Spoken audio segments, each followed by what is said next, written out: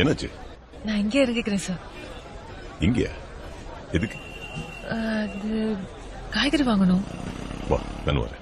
Share market போக வேண்டிய நீங்க இந்த மாதிரி மார்க்கெட்டுக்கெல்லாம் வரலாமா? வாட் ஐம்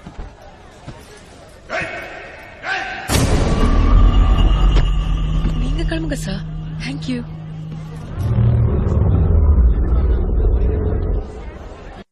அப்படியா? வண்டிக்கு ஆர்சி புக் இருக்கா? இருக்கு சார், வண்டியே இருக்கு, வச்சுக்கோங்க.